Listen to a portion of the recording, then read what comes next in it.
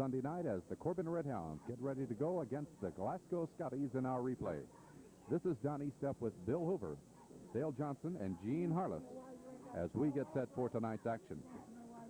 So the Red Hounds, after defeating Whitley County last week in a relatively easy affair, will go against a tougher opponent here tonight in the Scotties of Glasgow, and a team that, well, would have revenge on their mind because of what Corbin did to them last year in winning the state championship game and the season's game against these Scotties. We remember 2 years ago as we came over here what a game Corbin played. And Bill Hoover, all of this must be on the minds of those out there tonight. Well, I feel the same way, Don. I think that Glasgow, they were beaten last week by Franklin Simpson by 14 points, but Franklin Simpson's got a fine football team. And I think that the 22 seniors that Glasgow lost last year has got a lot to do with it. I think they've still got a fine football team, and I expect a fine football game tonight. Tonight, the Red Hounds are going to be handicapped just a bit because of some illness more than injury. I understand that 2 or 3 of the starters will be under the weather. We have Steve Rollins that's out tonight, and there's a question mark about Gilmore, the center. May mean that Clevenger or Sadler may end up, having to snap the ball before the night's over with. And then we've got Clayton Ely is down with a virus. So we've got 2 or 3 people that played a lot of ball for us in the first 3 games that won't see action tonight. Corbin rated the #1 AA team in the state. They're number 11 in the lit ratings, and the Red Hounds have been impressive in their 3 wins, no loss record thus far. And getting the job done for Corbin, we have a lot of people in that statistical category, Bill. Yes, leading the way right now in as far as yardage, Sam Jackson's carried the ball 26 times this year for 218 yards, 2 touchdowns, an average of 8.3 yards per carry. Steve Rollins is right behind him with 19 carries for 187 yards, 3 touchdowns, and 9.9 yards per carry. And Steely, 17 carries for 90 yards, 2 touchdowns, and 5.2 yards per carry. And I guess McWhitt follows up with that. McWhitt's 14 carries for 94 yards, 1 touchdown, and 6.7 yards per carry. So, as you can see, a lot of people are getting into the action this year for Coach Cotton Adams' Red Hounds, and we would expect to see the same here tonight. The passing game has looked good for Corbin this year.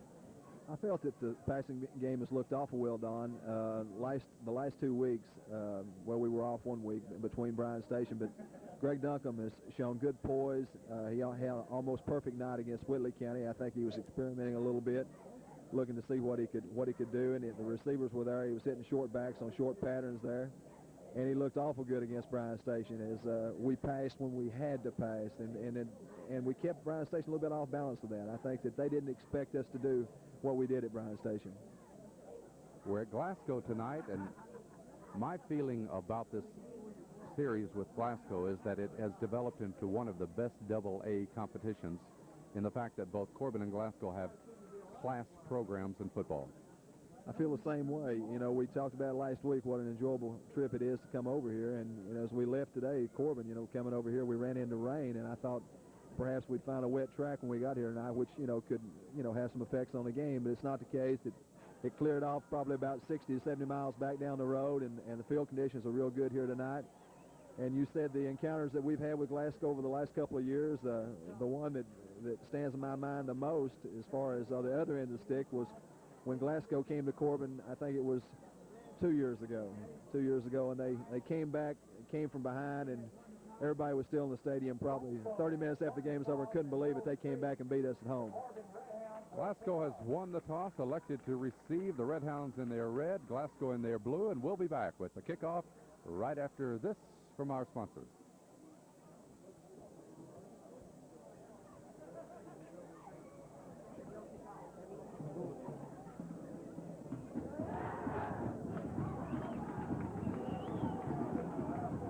The Corbin Red Hounds will be kicking off to start tonight's game, and the kickoff chore is handled by number 88 for Corbin, Martin Earl Pennington. He's 6'2", a 210-pound senior, and as far as kickoffs are concerned, I don't think that we'll see anybody better in that department this year. No, we talked about that last week, and we went back and started talking about the kicking job that Sam Brazel did, way back down the road, and then Fred Rader came to my mind about another kicker that used to thunder the ball in the end zone, And Martin Earl, he has capability of kicking the ball in the end zone or kicking it out of the end zone every time he puts his foot in the ball. He's heated up at the 40-yard line. This field is beautifully marked. The Scotties of Glasgow will drop deep number 80, Harry Hayes, a 5'11", 155-pound junior. Off to the right, the deep man is number 27, Timmy Hayes, a 5'10", 175-pound senior. Off to his left is number 31, Timmy Depp, a 5'7", 140-pound junior. The Scotties hurt by graduation last year, and let's see how they'll do as they get the opening kickoff. Well, this is the sailor to number 15, Bobby Wooten. Wooten is greeted by the Red Hounds at the 25. Jeff McWitt was the front man up on that, made the first contact, but then Jamie Norwood just came in and leveled him after McWitt already made contact. They have spotted the ball at the 28-yard line, where the Scotties will take over. And the Scotties quarterback is Jimmy Meek, number 10, a 5'9", 145-pound junior. He pitches back deep, and Red Hounds react beautifully on the first play. Yeah, you had Martin Pennington and Adams and Richard Fox, all three made initial contact there, and it didn't, that's not the same Glasgow play that we saw last year when they came out of the backfield. Number 22, the ball carrier, was Depp. He loses 1 yard back to the 27-yard line. We'll pick up some of those Red Hounds defensively. It's Pennington, number 88, to the right side at end. Then number 78 for Corbin is Robbie Smith, 221-pound junior, at a tackle to the right side. 2nd and 11 as they have a man in motion. The pass is intercepted. This is Reedy. Reedy down that sideline has it to about the 10-yard line. That's Nooner's 4th interception of the year, and he just played it perfectly. I thought he was going to be able to go ahead and get out there and get on in the end zone, but Scotty caught him from behind. So the Red Hounds defensive unit opens up beautifully. Reedy, number 18 for Corbin, with the interception, is a 5'11", 177-pound sophomore. And what a way to begin the football game. They've spotted the ball at the Scotty 13-yard line, where the Hounds have it 1st and 10, with the quarterback number 5, Greg Duncombe. Duncombe deals. Jackson gets the call inside the 10 to about the 8 or 9-yard line. Yes, Sam just popped it on up in there. It looked like a little bit of a off-tackle play to this side, and Sam popped it up in there. It looked like he picked up probably 4 to 5 yards on the play. They've spotted the ball just inside the 10. We'll call it the 9. It's going to be 2nd down, 5.5 to 6 yards to go for the 1st down. Corbin threatening early in this ball game. This is McGuett. McGuett, ooh, leaping beautifully to that hole on the left side. I tell you what, we've said it all year. He's got some great instincts whenever he comes in there, and McGuett made a beautiful run that time, and he got popped. He paid a little bit for it. I believe he got the 1st down. The line to gain was the 3-yard line. He got it down just inside the 3. Let's call it the 3 right now. 1st and goal to go for Corbin. As Duncombe calls, he gives Steely. Steely outside to the left, lowering the head. Did he get in? I don't think so. No, they didn't make any signal. He went ahead and tried to run over the man there at the goal line. I believe he just came up short of the goal line. Corbin will have it 2nd down and goal to go at the 2-yard line now. The game's big play, the opening interception by Reedy. Running it back to the 13-yard line. Now the Hounds have it 2nd and goal about the 1.5-yard line. With the backfield straight away, here's Duncombe under. And this is Jackson leaping over for the touchdown. He looked a little like Herschel Walker. He tried to take it over the top. Big Sam makes another big play for the Hounds. So Corbin, in the first 3 minutes of this ball game, has scored the touchdown as Jackson puts it in. And the try for the point after will be by Nooner's Reedy, number 18. Duncombe will hold. Reedy has missed only 1 time this year. Yeah, according to what we've got here on the stats, I think Reedy's 6 for 7. As Pennington, I think, is 3 for 3 in the extra point. Beautiful block that time by number 55. That's Stacy Hayes, so it is no good on the block. And with 9 minutes and 10 seconds to go, here in the first quarter, we have a timeout. And the score, Corbin 6, Glasgow nothing.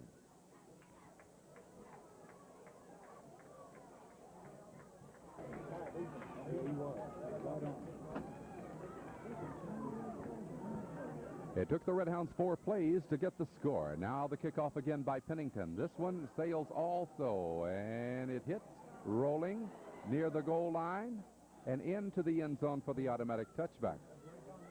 I thought that ball was going to hold up right there about the goal line, and I think 27 felt the same thing. He went ahead and reached and grabbed it and pulled it on in the end zone with him. Really a break for Glasgow here, but that ball did have enough momentum to carry in.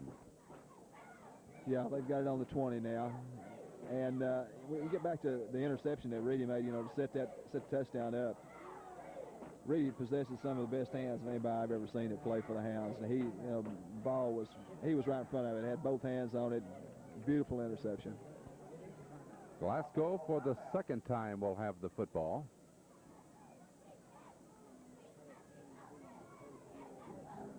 As we identify more of those Redhounds, we notice number 65 is back. Todd Trosper, 5'10", 194-pound senior. I think he's playing nose tonight in place of Ely. Yeah, Todd's at the nose, and then we've got Roger Rose, number 54, that's playing left tackle. The tackle on this side is number 78, Robbie Smith. Linebackers, Richard Fox and Jeffrey Adams. Defensive ends, Martin Earl Pennington and Alan Sadler. We've got Reedy at one corner and McWitt at the other corner, and Mike Frederick and Steely at the safeties. Corbin leading by 6-0. The official timeout.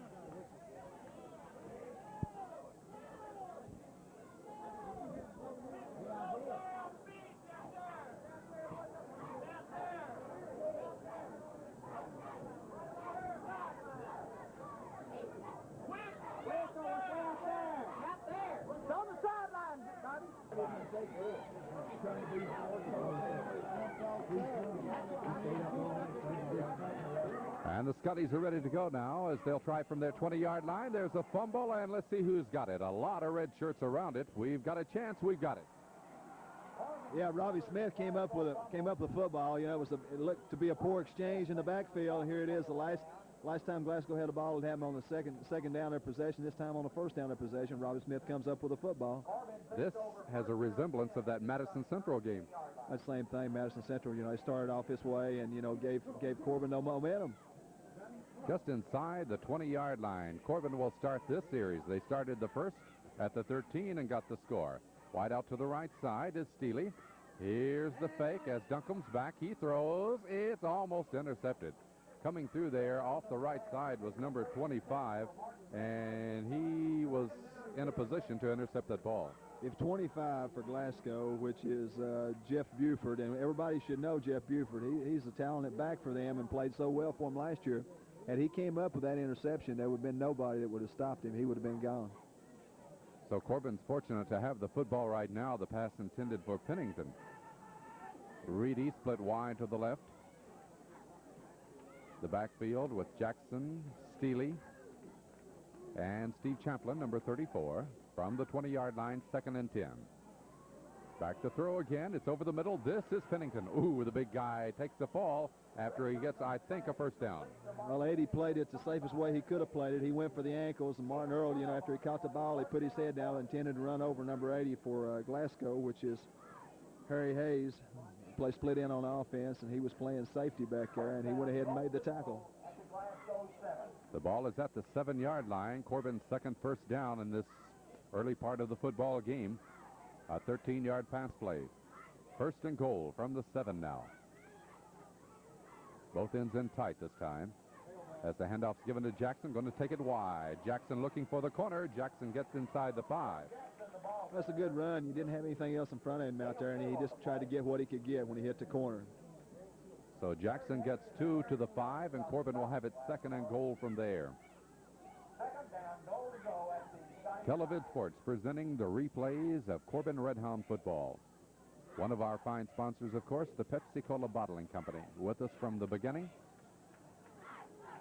We hope that you enjoy Pepsi and all the fine products of the Pepsi-Cola Bottling Company. 2nd and goal. This is Steely. Steely looking for the hole. Decides off to the left and gets in close. Well, it looked like he picked up, it looked like he picked about 3-4 yards up on the play. We're just going to be short here, 3rd and about 1. Now Corbin will call the timeout to talk about it.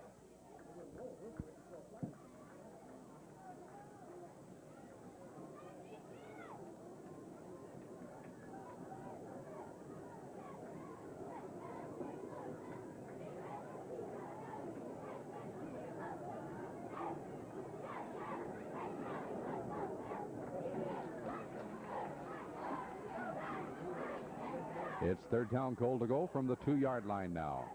This is McGuett. McGuett digging. McGuett pushed back. He got very close, but just shy.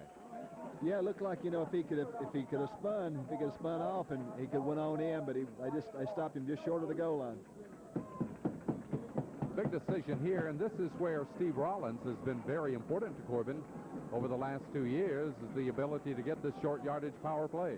Oh yeah, he's a hard-nosed kid. And of course, last year, you know, he had his older brother there leading the way for him, and made it a little bit easier for him. But he just powered his way on in.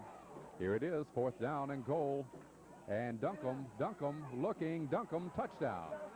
That's a smart call by Greg. Glasgow playing it to the middle. Duncombe takes it wide, and he slides in. Corbin has taken a 12-0 lead with 6:41 to go. We're in the first period of this game, and Bill, I would suppose right here that Cottonwood want 2 points. Yeah, Reedy's just checked in. Catherine's going out. He didn't come in with his tee or his strap, so I'd say that he's bringing a play, and we're going for 2. The Bryan Station game was the game that we had such difficulty in getting any extra points. And Corbin right now is going to have more difficulty because it's going to be an 8-yard try rather than a 3. Yeah, we got, I watched them all year. It looks like to me every time that we've got ready to kick this year that we've taken more time than it took on that.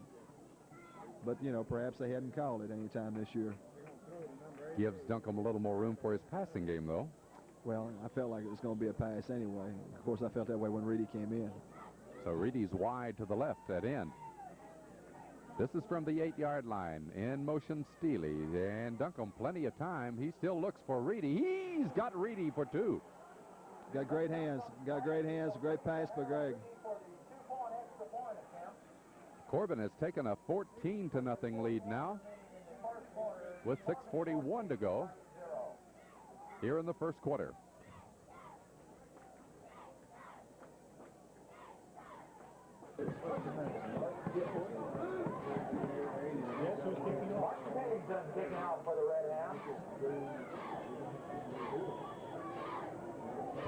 Pennington's third kickoff and third poor one tonight. This is very unlike Martin Earl.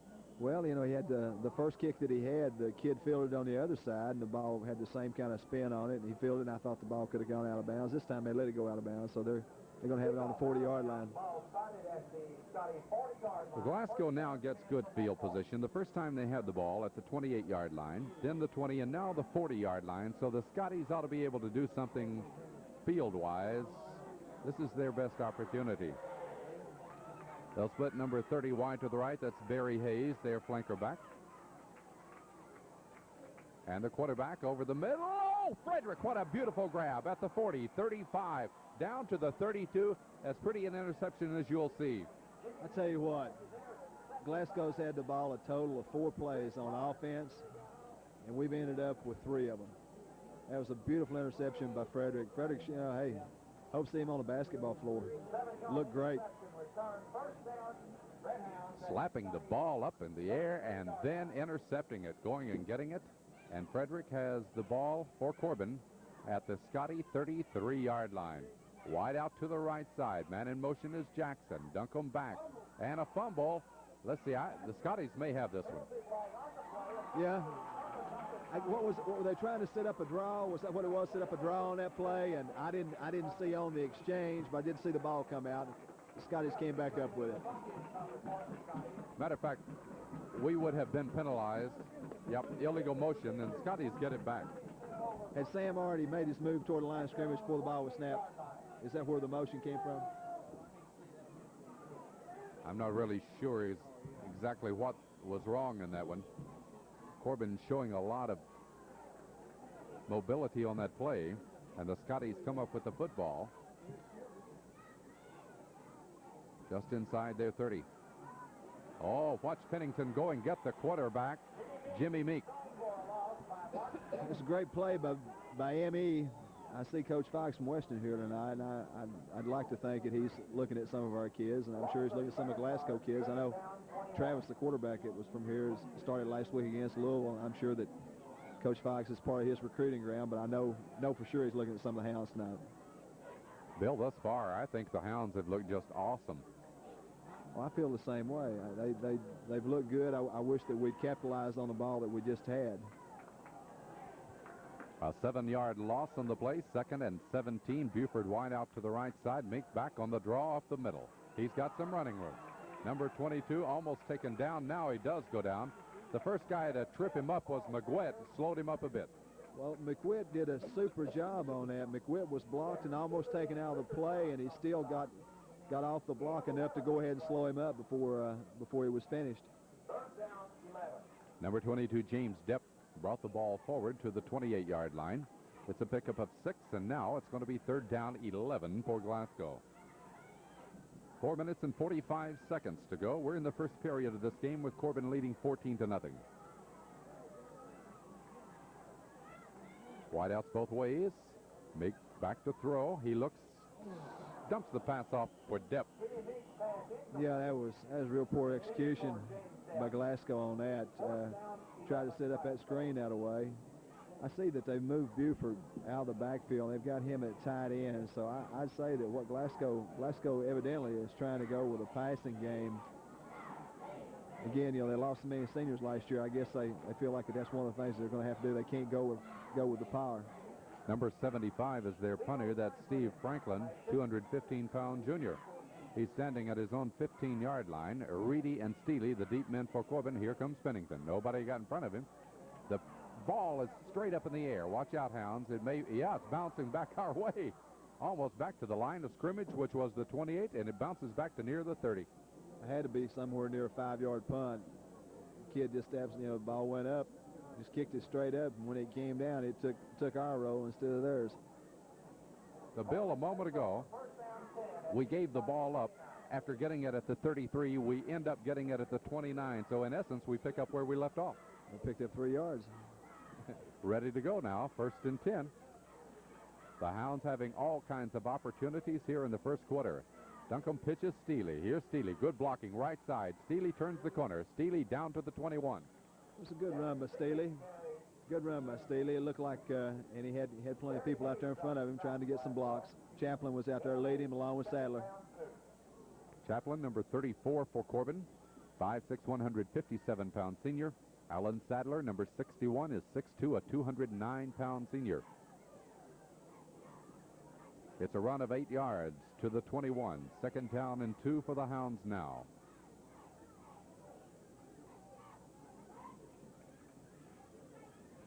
Here's Chaplin up the middle. Chaplin gets the 1st down as he crosses to about the 15. It was a good run by Chaplin. I was watching Frederick. They've moved Frederick from the fullback position out to he's actually playing tight end on this side. Martin Earl's gone out. I was watching Frederick as he broke off the line of scrimmage. He showed block, and I said, well, he's going to slip out, and they're going to go ahead and try to pop one to him. I like to see him catch a pass. Chaplin got 6 yards to the 15, and Corbin's 3rd first down here in the first quarter. This is Steely behind blocking to the left side, and Steely gets near the 10. That's a good run by Steely. That would look like to be 4 to 5 Scotties that finally came up with the tackle. Corbin threatening here with 3 minutes to go in the first period of this game.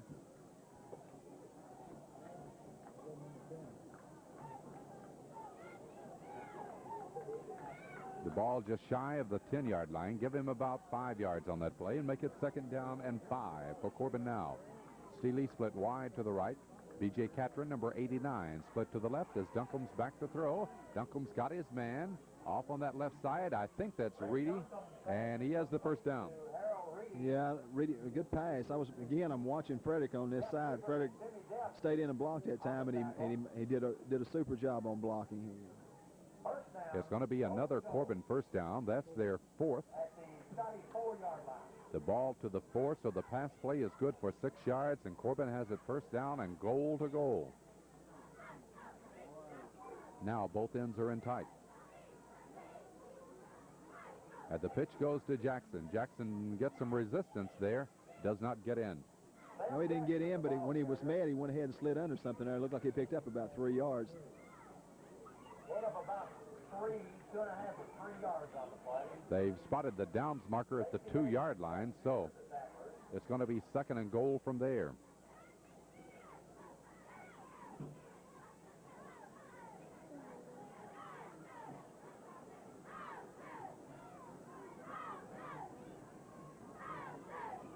Champlin digs hard and got the touchdown. Yeah, Champlin was in there. He broke in there. That's a good run. Good run with Steve. Well, you like to see that because he's been the blocking back for the most of the year. And, Bill, you have the stats over there. Steve hasn't carried the ball that much, but he's had 2 fine runs in this touchdown effort here tonight. Yeah, we're looking coming into this game tonight. Steve Champlin's carried the ball 4 times for 17 yards, average of 4.2 per carry. But Steve carried twice here tonight, and one of them's for a touchdown. I'm just happy for Steve. That makes it 20-0 Corbin now, and the Red Hounds will use a timeout right here to talk about the extra point try. To go now.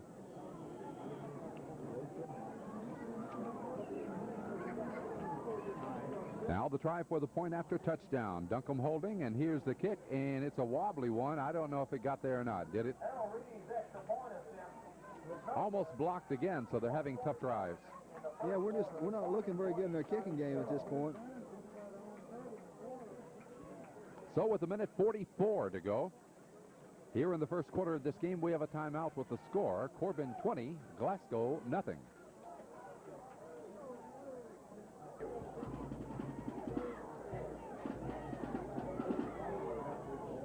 Okay.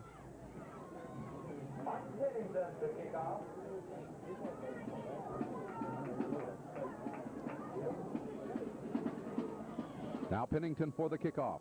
This one he gets the toe into like we know Martin Pennington can, and it's deep into the end zone. Kicked that ball 5 yards deep in the end zone. Beautiful kick. I guess he was a little frustrated over what had happened to him earlier. Yeah, he was aggravated last time downfield. You can see it, yeah.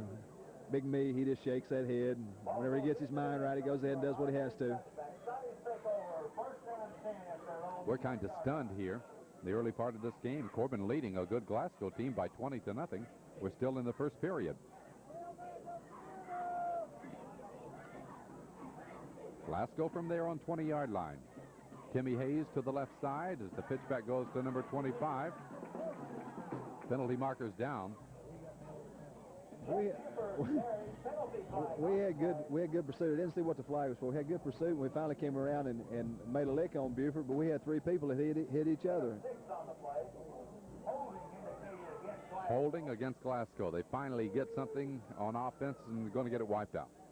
Buford lined up tight end that time. It was tight end around, and if he gets out here on this, he's got good speed. We saw that last year whenever he'd break the corners on us and try to. Well, it's going to be stepped off from the 20-yard line. That will put it back. It looks like about the 14, 13, or 14-yard line as it sits right now. So Glasgow will have it. First down and 17 yards to go. First down, 17, Glasgow. 1:24, first period. Corbin on top by 20-0. Some fine defensive plays have turned Corbin's 3 scores into relatively easy ones. Jimmy Meek, number 10, the quarterback, and he'll give it up the middle to number 41, his fullback, Eric Childress. Childress finds hardly any room at all. It's going to be all frustrating for Glasgow. Glasgow to come off of a fine year that they had last year, and the program's been a good program for 2 or 3 years now. I think when they came to Corbin last year, it was a turning point in our season. Here they were ranked 2nd or 3rd in the state at that time, and now tonight, you know, be down 20-0 at the end of the first quarter, and it's just got to be very frustrating for the coaching staff at Glasgow. They're going to have it second down and 15 to go from their own 15-yard line. Hayes to the left. Man in motion. And what do we have? Somebody along the line of scrimmage perhaps moving. Penalty flag on the play. I believe it's movement against Glasgow. Well, it's a shame. It's a shame. Boy, I tell you what, totally frustrating. Now, they're 2-2 thus far this year, but they haven't played any pushovers. They play some pretty good teams, and nobody's blown them out. No, and Franklin Simpson, you know, everybody knows Franklin Simpson's got a good program. And then again, there's some people that scouted the game and said, well, Franklin Simpson's not that strong this year. But again, you know, I think that anybody that Corbin should be playing this year, it seemed like that they would be, you know, put Corbin to the test or try to do as best they can. We saw a better effort last weekend against Whitley County than what we're seeing against Glasgow. Absolutely, much better. From the 10-yard line now, it's second down and long, second down and 20 yards to go. Hayes in motion. This is Meek. Oh, he's wiped out as he pitches out to number 22, Depp. Depp gets short yardage up near the 15. Yeah, Michael Frederick, I think McWhitt's the one that made the play. McWhitt came up and made things happen there and caused a turn up on that. And Michael Frederick came up and made the tackle. Well, the Red Hounds completely dominating the first period of this game as we've reached the end of the first quarter after one period here tonight. From Glasgow, the score is Corbin 20, Glasgow nothing.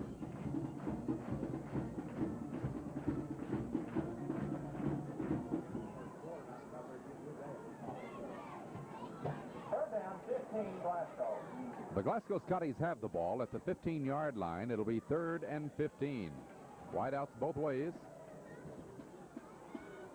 As Meek drops back to throw, he looks, he throws over the middle, incomplete. Intended the pass for Jeff Buford, and Buford really should have had that one. Hit him right in the hands. Hit him right in the hands. He looked like, you know, in that particular part of the field, he had room to run. Playing him was number 12, Mike Frederick. Frederick is a 6', 180-pound senior. So the Scotties will go into punt formation again with Fisher dropping down to his 2-yard line. Reedy and Steely deep for Corbin. Oh, another very poor kick. It goes out of bounds, and they'll go down deep inside Glasgow territory. You know, Bill, I think he sees number 61 and number 88 coming in from the wings. He appears to me he's just strictly going through the motions of trying to go through this football game. That's awful poor effort by the punter. In the series that we played the Scotties, we've not seen anything like this. No, I want to say again, we saw a much better effort last weekend against Whitley County than what we've seen here tonight. Corbin's worst field position thus far has been the 33-yard line of Glasgow. That is unreal. Now Duncombe back to throw. Oh, he's got Pennington wide open. Pennington and a touchdown. Greg just dropped back there and put it out there to Big Me. Me takes it on in for the touchdown.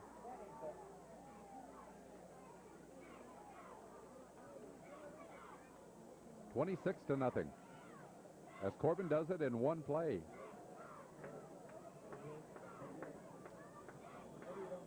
I don't know what kind of comments to make when we're with the display that we're seeing here tonight. Is it that Corbin's that awesome? Has Glasgow gone that far downhill? What is going on? As Bill said, I think the key point of what we've heard tonight is Whitley County gave a better effort against Corbin than this Glasgow team has. Now, Reedy and Duncombe going to try to ride it up here on the extra point. And this one, it is no good. Now he's going to be frustrated. He's missed on 3 tonight. He's got to get his head back in there. So Corbin leads it now by 26-0 as we'll get set for the kickoff.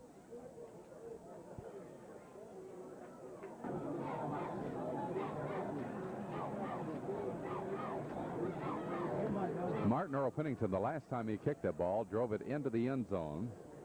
As number 27, Timmy Hayes, waits on it this time. It's going off to the right at about the 17. And the ball carrier gets it back to the 27-yard line, number 31, Timmy Depp. The tackle was made by Michael Frederick. Michael Frederick was down there along with Martin Earl. I think Martin Earl also was in on the contact. Well, the Scotties have it at the 27. Their best field position has been the 40. You got to realize that this entire first half, well, we're just a little ways into the second quarter, but it's all been played in Glasgow territory.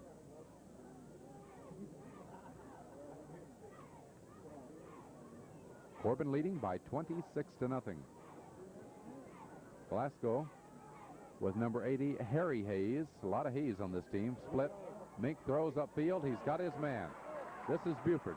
Buford ridden out of bounds at the 39 by Darren Steely. Buford, we talked about him all night. It's about the only thing we have had to talk about. And that time he went ahead and kept his hands on the ball and made a good play out of it. Glasgow gets 12 yards on that reception. And that is their first down. The first time tonight that the home folks have had anything at all to cheer about. We're a minute deep in the second period. Glasgow now with Duck Walden, number 82, split wide to the left. Got a man in the slot. Mink's going to put it up now with a draw. And Sadler gets his hand on the ball carrier, can't hold on, and then Timmy Hayes is finally ridden down. Well, it appeared that everybody wanted a flag on that play. McWitt was on the tackle along with Bill Storms, and Staley came up, and they thought that we had a little late contact there, and perhaps we did, but Glasgow people a little frustrated here. They'd like to see some action happen here, and as you said, Glasgow just picked up their first down on the play prior to that. They lose 2 to the 37. It's going to be 2nd down and 12. Glasgow with Harry Hayes, number 80, again split to the left, and Barry Hayes, number 30, is in the slot. Mink back to throw. Being chased by 55, he throws it away. For Corbin, number 55 was Brad Engel. Well, Brad Engel put good pressure on that time, along with Robbie Smith and along with Martin Earl Pennington. The pass was a good pass. It just didn't really get into the area that he needed to get into, but it was still a good pass. It's going to be 3rd down and 12 to go for Glasgow now. Bill, you think they're going to stay with the air game? Oh, I think they are. I think that's the only thing that they're going to do. And I think, as we said earlier, with Buford at tight end, I think that's their whole plans. I think for the year. I think they're going to be in the air. Looked like a draw, but they set up a screen. It's no good, as the screen was intended to number 41, Eric Childress, the fullback. Childress didn't want the football.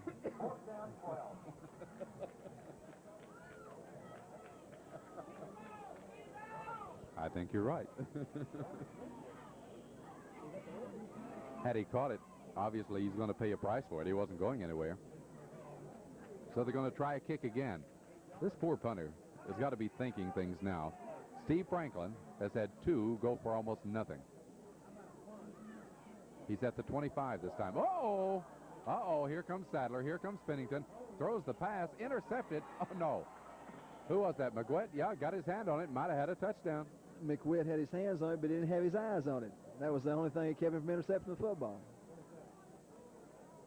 I don't know, Bill. Corbin gets their worst field position of the night at the Glasgow 37. Again, I want to say this. It just appears that Glasgow is just more or less, and I hate to say this, but they're just more or less going through the motions of trying to play a football game here. And it's really sad to see, because we've seen a good program here over the last 2 or 3 years, and I hate to see this. Along the line for Corbin, Barry Rose, number 74, 225-pound sophomore, on tackle to the left side. Will identify others. Steely gets the call. Steely roams to the 30-yard line and give him 7.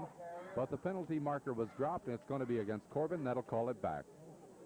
Well, as the announcer just said up here on the PA, a legal motion against Corbin. So that would set up a Duncombe pass to Pennington. Either that or slip one out to Michael Frederick, or maybe hit Reedy or Catron on a bomb, or even slip Jackson out of the backfield. We've got a couple of places we can go.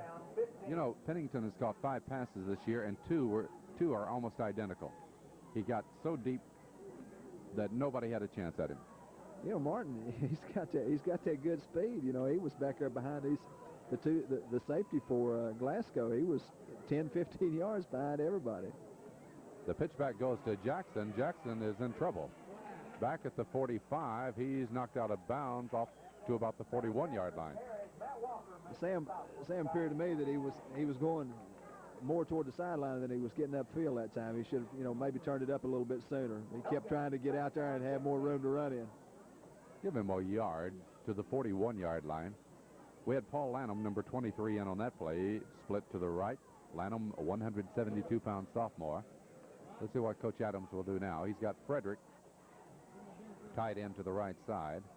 Both ends in tight now. This is going to be a 2nd down and 14 play. In motion is Steely. Duncombe back. Duncombe looks. Steely roams. Steely's down there. Here's the long one. Steely grabs a beautiful touchdown. Hey, big-time play right there. The defender for Glasgow, it should have been a flag either way, because he was face guarding against Steely, and Steely just more or less gave him a look one way and kind of reversed it back and went ahead and made a super reception on it. It was a great pass by Duncombe. Our passing game is truly awesome. when you consider how many people, you know, usually you'll have a person, maybe somebody else that can catch the ball. Corbin's got so many people that can catch the ball, and they got that fine thrower and dunk them. I'll tell you what made the play, though. Steely's probably as fast as anybody, if not faster than anybody on Corbin's team, and he came in motion this way, and whenever he made his step toward the line of scrimmage, it was just Katie barred the door. He just streamlined it down the sideline. 32-0. Now the try for the point after, getting a lot of practice, and this one is true. Yeah. 10 minutes and 10 seconds to go here in the first half. We have a timeout with the score. Corbin 33, Glasgow nothing. Greg Davenport will kick off for Corbin. Sidewinder.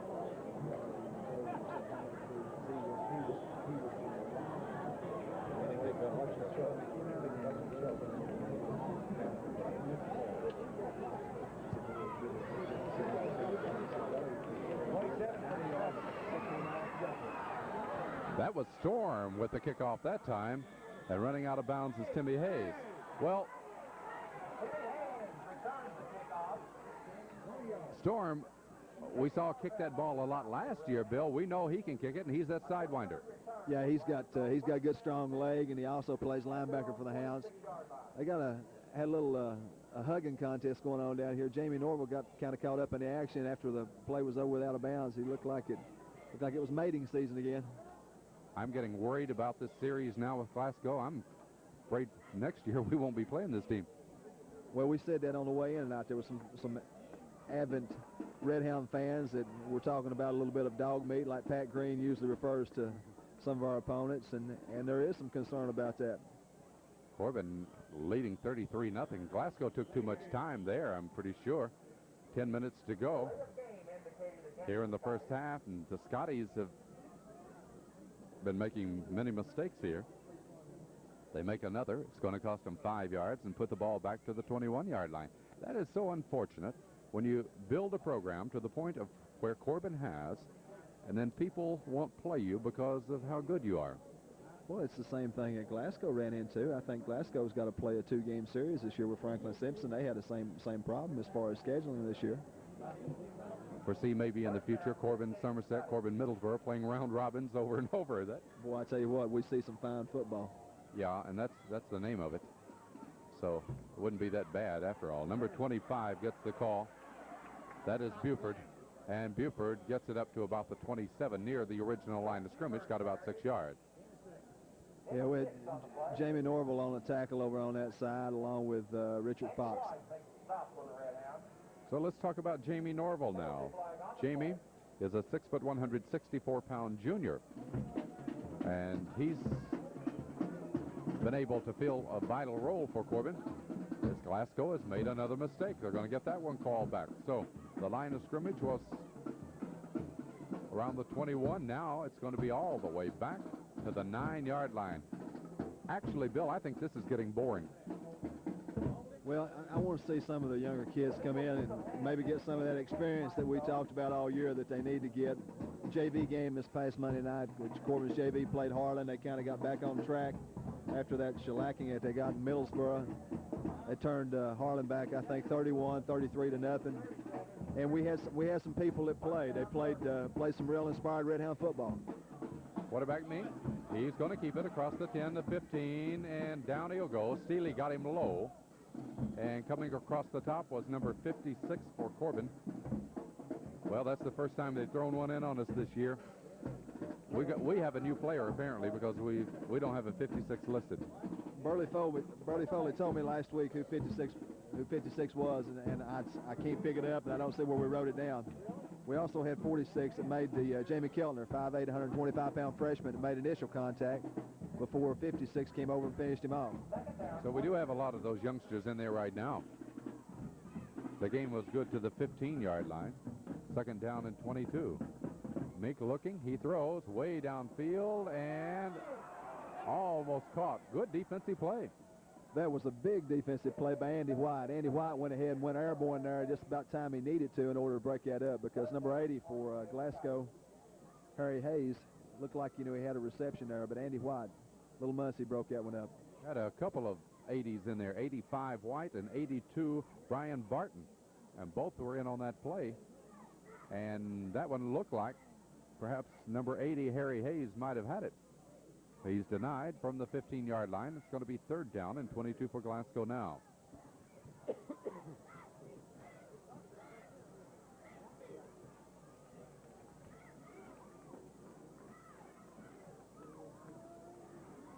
Big downfield and diving for it. Did he get it? Andy White says he did.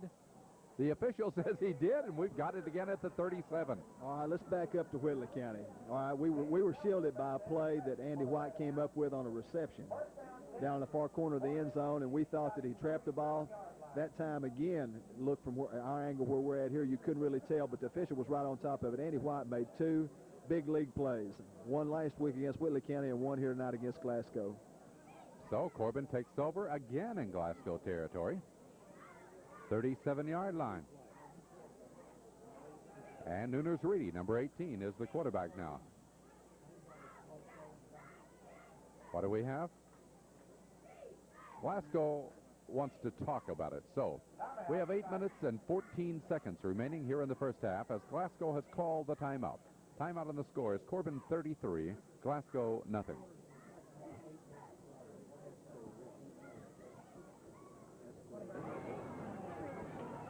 Corbin ready to go as Reedy now is the quarterback. Number 18 from the Glasgow 37-yard line gives it off to number 26 for Corbin. That is Dale Fox, 5'11", 155-pound freshman.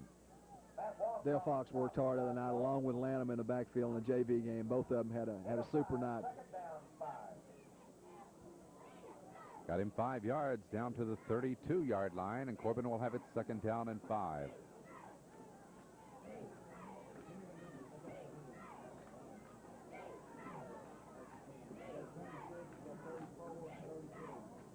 Uh-oh, Reedy. And Reedy throws. And the pass, great grab by Catron down at the 12. Hey, that's another good play there. Reedy was almost caught back there, and he went ahead and got rid of it pretty fast. Catron came up with a super reception. We're seeing some good hands on the Hounds team. I don't think Catron played last week. I don't recall mentioning his name, Bill. No, I think Catron was hurt last week. Now, I know for sure that Todd Trosper did because he had a cracked hand. But I don't think that B.J. was in there last week either. I'm trying to go back and remember, but I don't think that he was. He made a super play then. 89, B.J. Catron, 5'11", 162-pound junior. Now from the 12, they'll push it inside the 10-yard line as Paul Lanham, number 23, the ball carrier. Yeah, Paul picked up 2 or 3 yards on the carry there. I mentioned Lanham and mentioned Fox there, and I tell you what, one of the big workhorse for the JV this past Monday night was McDaniels, the fullback. And I want to tell you something about this Jim McDaniels kid. When he comes to play. He got some of that enthusiasm and fire that we've seen the last year and a half here, like Sam Jackson. Bill Storm, number 42, checks in at fullback for Corbin as it's 2nd down and 7. And it's going to be 3rd down and 10 because Lanham is hit behind the line. Well, Glasgow's finally showing a little fire here. They've made a couple of plays here. That's the only thing that we've seen them do, though, tonight. Lost back to the original line of scrimmage. Pardon me, they've spotted it at the 11. So it's a loss of a couple. And 3rd down, about 9 to go for the 1st down.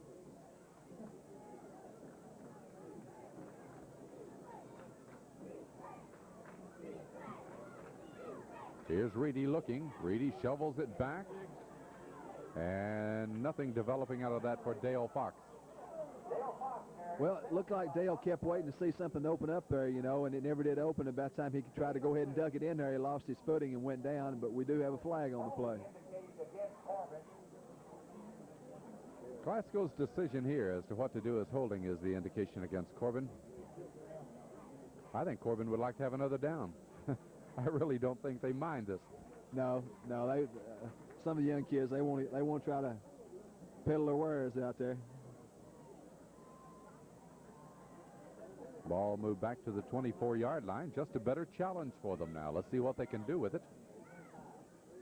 3rd down, 25. The line to gain for a 1st down really is the 2. So what you're looking at is almost goal to goal. The ball at the 24 right now. Okay, Andy White, number 85, split it in wide to the left. In motion is Fox. The pitch back going to Lanham. And Lanham is cut down near the 20-yard line. You got a penalty on this side, and if the official, and I want to say this, if the official calls backfield in motion, I'm on the line. I don't see it that way. And if there had somebody lined up offside. Illegal procedure indicated against the Redhounds. What do you call? Well, we're in Glasgow. Yeah, I saw Fox coming this way too, and I saw the ball snap. I didn't see him turn forward until the snap. I don't think they're going to decline this one as Lanham got forward down to the 20. Indication of what was happening. I looked over and the clock was still running through all that. I think they'd like to get this one over. I think that parallels what we thought about the call. All right, just inside the 20-yard line. Let's see if Reedy now will strike for another touchdown. Corbin leading 33-0. This is the 4th down play.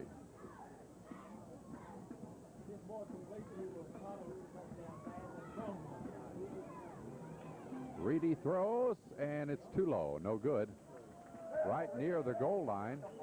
His intended receiver, I still can't see. He was trying to go to Lanham. That was Lanham in the end zone there, but Lanham had 3 blue jerseys around him. He just really didn't have anybody open on that. Well, Glasgow gets the ball, but they're still in trouble because they're deep in their own territory at their 19-yard line. Let's take a look at it tonight. Glasgow started at their 29. They had it at their 20, their 27, their 26, their 40. They have it at the 19. Pitch way back to Depp. Depp cuts the corner. Storm tackles him. Hey, I'm impressed with Bill Storm's speed. He showed me something there. Bill Storms came all the way from the linebacker on the other side of the field and caught him right here about the 45-yard line. That was a good play, but we had problems up here on the corner, though. We had a linebacker and a cornerback that both got trapped inside that time with each other. So the run is up to the 44-yard line, a gain of 25 yards, and Glasgow's second first down as Bill Storm, number 42, makes the big tackle.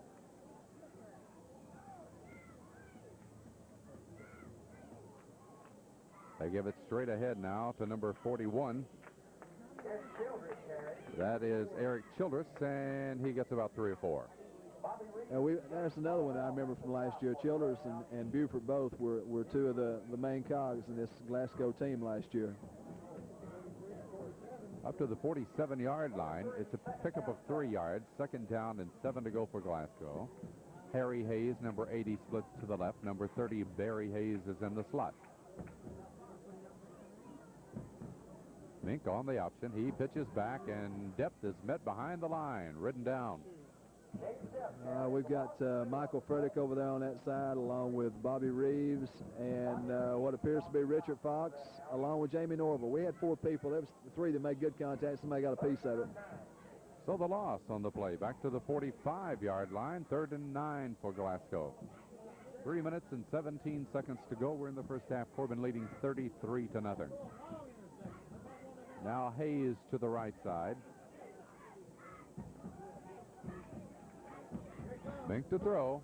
He's looking. He's going to be taken down. Jamie Norville there, and I thought he had a man open. I thought he should have thrown the ball. Looked like 82 Duck Walden. Duck Walden looked to be open on the play. Back to the 39-yard line. So still the entire game has been played in Glasgow territory. That Madison Central game, you'll remember, only 1 play occurred in the first half in Corbin territory. This may put Corbin in their own territory for the first time tonight, of course, depending upon what Franklin does on the punt.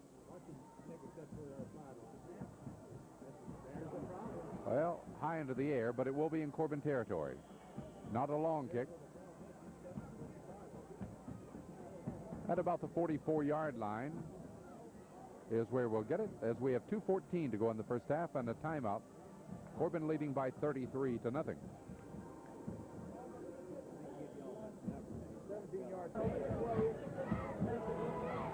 Corbin set to go from their 44-yard line. The pitch to Lanham. Here's Lanham sweeping that right side as Lanham gets a couple of yards across the 45 up to about the 47. It's a 3-yard gain.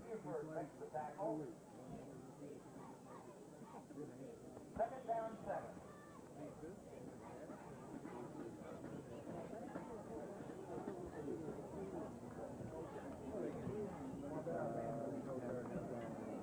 A minute 45 now in the first half.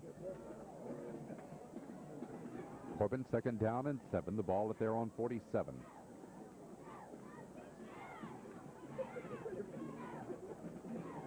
Number 46, this is Mark Rapier, looking good on that run. Rapier, I think 46 is Rapier, right? Yeah, they've got some, Coach Jones and Coach Onks just informed us that number 46 is Mark Rapier. He's a 5'6" junior, 155 pounds. He was on that carry. I think we've been calling him as Keltner. Jamie Keltner was 46, but Mark Rapier's wearing 46 tonight. And I've also been informed that we didn't bring that many people off our JV team that has an opportunity to see action here tonight. So what we've got out there is what we've got. Oh, I see. Well, Rapier a moment ago got 8 yards, and Corbin 6 first down. And then Fox now has put it inside the 45 to the 44 of Glasgow. So last week we were able to play everybody and show them to you. Here tonight, in playing everybody, that's not that many because the traveling squad is not that big. The ball at the 44, 43 seconds to go in the first half. Slipping with it, but still getting some yardage out of it, was Rapier again. Yeah, Mark Rapier. Mark Rapier is an awful good athlete. He's not only a fine football player, but he possesses some awful fine talent in baseball as well. Well, he's looked good on his carries here tonight, down to the 40-yard line. Let's see if Corbin gets off another play. Only 20 seconds to go in the first half. The ball at the 40-yard line. This could be the final play now, as Reedy, the quarterback, will call. Gives it off to Storm. Storm ridden down after getting a couple to the 38-yard line, and that will do it, as Corbin has really controlled the entire first half of this football game and leads over Glasgow by 33-0. And Bill, I'm very surprised at this halftime margin. Well, I'm the same way, Don. You know, I've talked with Coach Onks and Coach Jones and Coach Ferris coming down, and they just said, you know, that they're very surprised that Glasgow's down like they are this year, and in reference to what happened against Taylor County here at Glasgow. And Taylor County not supposed to be that strong, but they beat Glasgow here. But again, it gives a chance for some of our younger kids to get a chance to play here. And again, I wish that we had some more of them here that get some experience. Corbin on top by 33-0. Stay tuned in just a moment, and we'll be back with the second half of tonight's activity. But right now, these messages from our sponsors.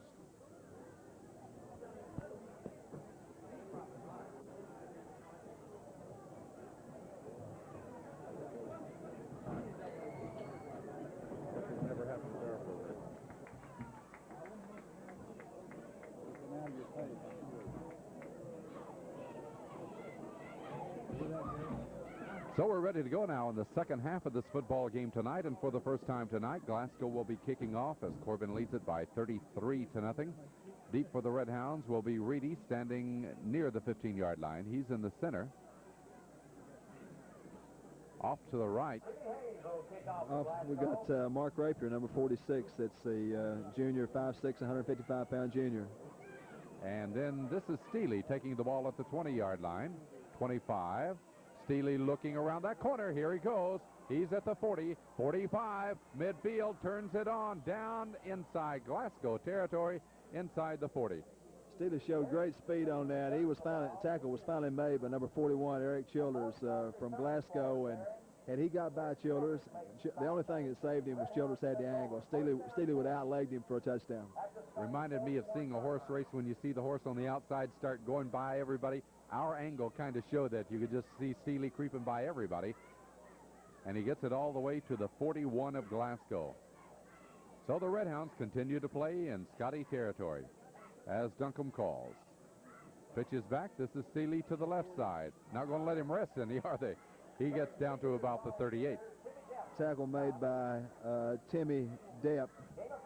He's 5'7", 140-pound junior for Glasgow. Steely got him a couple that time. It's going to be second down and 8 yards to go. Donnie Step with Bill Hoover. And on our cameras tonight, Gene Harless and Dale Johnson. Number 50 out over the ball at center, Bobby Reeves. In motion is Jackson. Straight up the middle, Chaplin running great. 30, 25, and just taken down. You know, he almost stepped out of that. And Sam Jackson coming up going to pick up a block for him. Chaplin made a fine run. Probably the best run that he's had all year. Well, he had 4 runs coming into tonight's game. He's run the ball 3 times tonight, each time for good yardage. This time from the 39, he takes it down to the 24. 15-yard pickup in Corbin's 7th first down. The Red Hounds truly awesome here against Glasgow. B.J. Catron, number 89, splits wide to the right at end. McGuett is in the slot. Duncombe looks. He's looking for McGuett. Did he get it? He made the dive for it. Apparently he did. You know, I don't understand what the Glasgow defender was doing. The ball actually went by him into McGuitt's hands before McGuitt caught the ball and went out of bounds. Number 12 for Glasgow. It just like he, totally had no effort whatsoever and even trying to attempt to knock the ball down. Well, I was worried that he was going to come in, step in there and intercept it, and all of a sudden here's McGuett diving for the ball. He had the angle on it. Corbin's 8th first down. The ball at the 11-yard line now. Jackson, Chaplin, Steely in the backfield. Catron split it in to the right. Duncombe the quarterback. Duncombe gives. Steely cuts quickly back to his right. Didn't get anywhere this time. Yeah, everything piled up at the line there. Steely made a good effort. He tried to spin. The only thing he did, he spun into some of the Glasgow Scotties. Red Hounds looking to add another one to the 33 total right now, as they have it at the 10-yard line. It's going to be second down, 10 yards to go. Catron again wide to the right.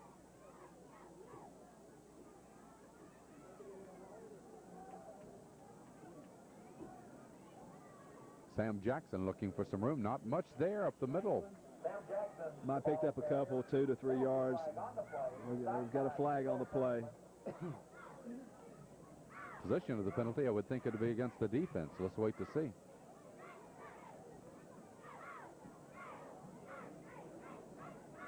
Holding against Corbin.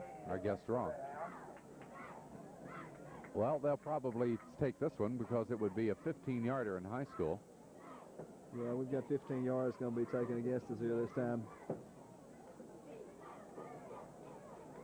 Say something about the facility here at Glasgow. The field looks awful good over here. I don't think they've got as thick a grass as we've got at home, but color of the grass, we've got some green. They haven't let it burn up this summer, and they've got an awful nice track, something that some of the people at home, if you have an opportunity to pick it up on the screen, something that we need very badly in Corbin. Help all of our other programs so much. It would really decorate Campbell Field, which is a fine football facility. Here we go now. Back to the 22-yard line. Duncombe on the option. Duncombe gives Chaplin. Oh, is he running hard? Watch him go all the way down to about the 10-yard line. Beautiful fake, too, by Greg Duncombe that time. After he gave it to Chaplin, he just kind of sneaked out and made good yardage, picked up about 14 to 15 yards on the play.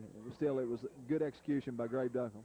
Well, he got back where we had it a moment ago. We're back at the same spot to the 8-yard line as he gets about 14 yards. And Corbin will have it third down and 7.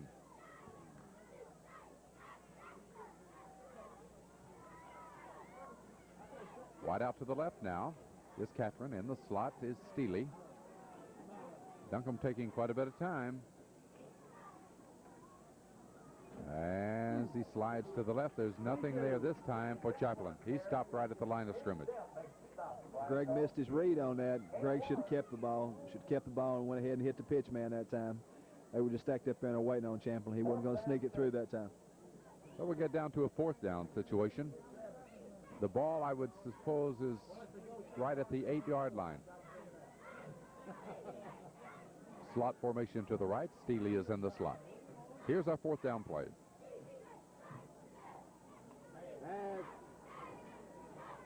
Firing it, has it intercepted. Duncombe had it intercepted by Buford. Buford running up to the 15, cuts back and brings it all the way to the 24-yard line. A penalty marker goes down. We had a little problem in the open field there after, let's see, after Childers. Is it Childers that made the interception? Jeff Buford. Okay, Jeff Buford. You know, we had some problems in the open field there, you know, trying to make a tackle on that. And we do have a flag on the play. And it appears to be against Glasgow. It's going to be clipping. Roger Rose, number 54, finally made the stop for Corbin. Rose, 5'10", 196-pound senior.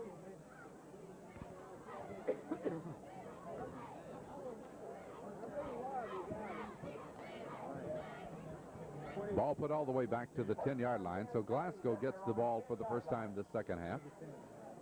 Right outside their 10-yard line. Corbin leading by 33-0. 7:35 to go. We're in the third period.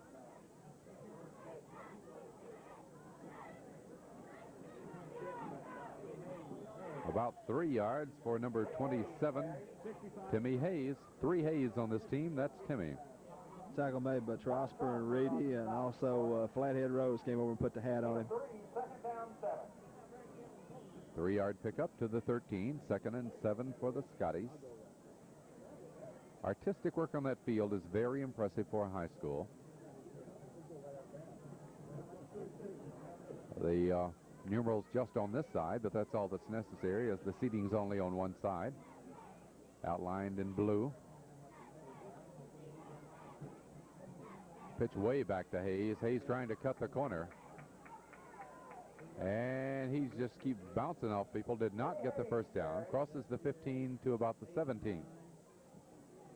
Something I'm getting a little concerned about on the Red Hounds. You know, we're making pretty good contact on ball carriers, but we're not locking up. Well, we're hitting some people and giving them a pretty good lick, but we're not locking on and we're not bringing them down. It's just kind of, you know, bouncing people around, and then finally they trip up. Corbin's intensity level, Bill, I think has dropped quite a bit after getting that fat lead here, and not playing with the same enthusiasm, and it's a natural thing to do when you get so far ahead. Make to throw. He's looking. Sadler after him. Sadler, and somebody grabs him and knocks him out of bounds, but he got his first down. That was Jeffrey Adams, I believe. Jeffrey, number 51. Jeffrey Adams and Alan Sadler, finally he latched onto the caboose and drug on out of bounds. Glasgow gets their third first down of the game up to the 25.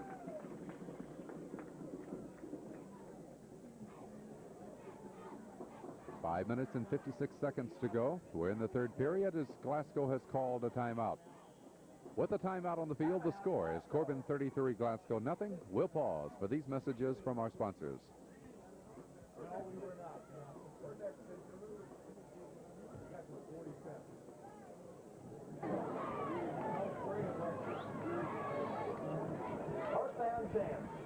Glasgow set to go with the ball at the 25-yard line. Meek back to throw. It's the draw play to Hayes as Hayes is hit and taken down by Rose, number 54. Flathead Rose smelled it out, made the tackle. The problem in this half versus the first half is the fact that Glasgow is getting 4 and 5 yards off their bad plays now.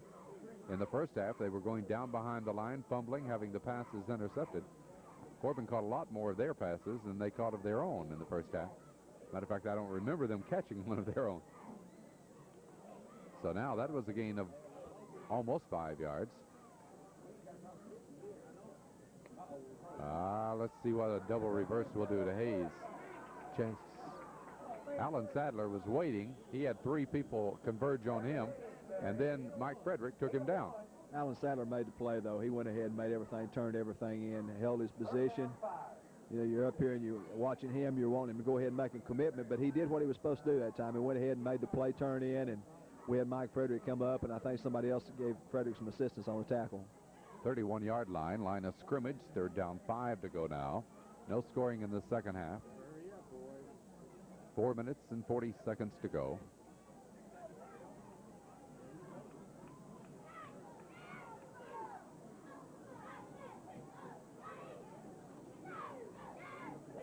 He throws over the middle, and Rose got his hand on it.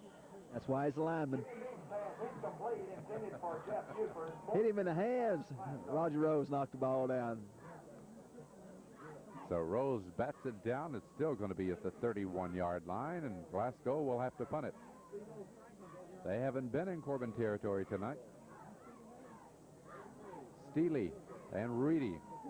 We got a new punter this time. Haven't picked up his number yet, 33. I think that's Darrell Hill. Yeah, he put a good one back. Reedy takes it. He's at the 30. Reedy, got away from one, but from another, and got it back to about the 45. Made a good run. Reedy fielded the ball clean. Finally, they found somebody to go ahead and punt the ball. That was a fine punt. Reedy didn't have anybody in front of him, but he made a fancy step or two to elude the defenders and get the ball out to the 45-yard line. So he got him 15 yards on that return. Steely wide to the right. Here comes Jackson wide to the left. Now what have we got up our sleeve this time on 1st and 10?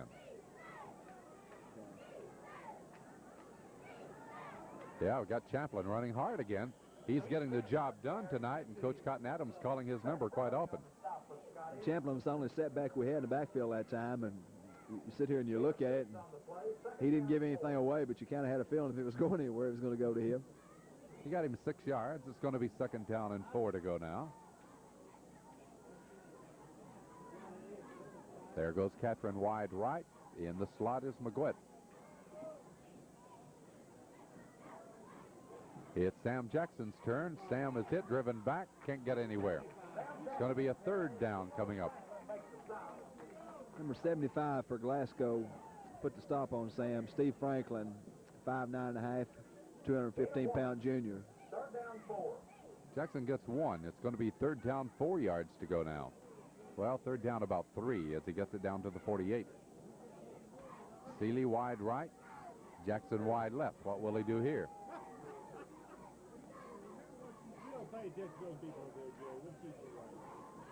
This time he throws it, and Steely intercepted by number 30. Darren made a good try for it, but number 30 had the angle. Yeah, number 30, Barry Hayes. He's 5'8", 162-pound junior. Made a fine interception. So we have a timeout called with 2 minutes and 36 seconds to go in the 3rd period. Timeout on the score is Corbin 33, Glasgow nothing.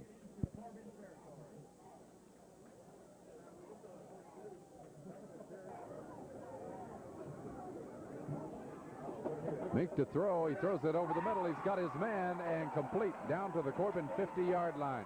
Well, down to midfield, just inside Corbin territory, it looked like. Let's see. He paid for it. Nunes Reedy put the hurt on him. It was a fine catch, fine reception, a fine tackle by Reedy.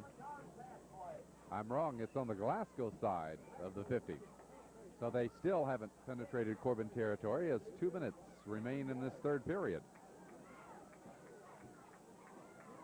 A 27-yard pass play by Glasgow. Meek back to throw again. As he looks, he throws. It's intercepted, I think.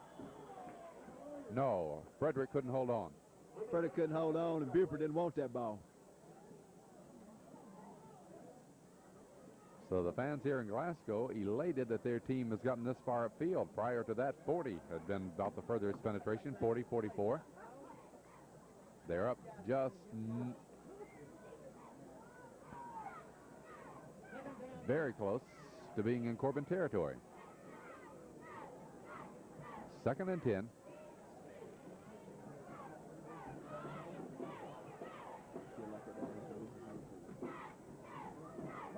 Meek back to throw again. Sadler puts the reps on him and takes him down back at the 44. Alan Sadler got both arms around him that time. It's a good tackle by Allen. So Glasgow still looking to get it into Corbin territory. I think that would be an accomplishment as far as this game is concerned, just to be able to get it across that midfield stripe. But they lose back to the 44, a loss of 5.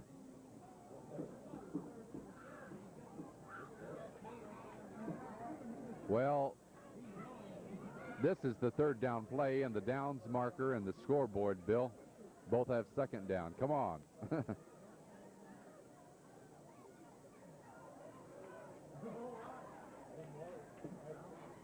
Give them 5 downs and see if they can make it.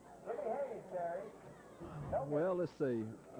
Nooners, Reedy, and Jamie Norval on the tackle over there. Reedy came up from the corner. He made first contact on it, and then Jamie went ahead and finished him off. It was a fake reverse. I don't know that it wasn't too much of a fake, because one of the reverse people went inside when he should have been going outside, which is kind of a giveaway. Scoreboard had it right, and then they looked over and saw the downs marker, and they changed the down on the scoreboard. So really, this is their 4th down play. It's a 3rd down. So they don't do it in 4 downs. Well, it was a good effort. We had, I think, Todd Trosper and Alan Sadler both went ahead and kind of caught his arm as he brought it forward, and Roger Rose almost came up with an interception on it. Sadler, number 61, grabs part of the arm, incomplete pass, and the ball at the 45-yard line, and it's going to be 4th down and 16. Well, Hill, that did a good job a moment ago, will punt it out of there. Only 10 seconds remaining in the quarter.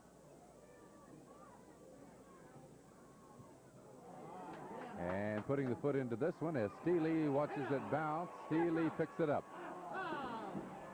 Trying to cut the corner. He won't do it, though, and he'll be deep in Corbin territory as a penalty marker goes down, and we've reached the end of the 3rd period. After 3 quarters tonight from Glasgow, the score, Corbin 33, Glasgow nothing.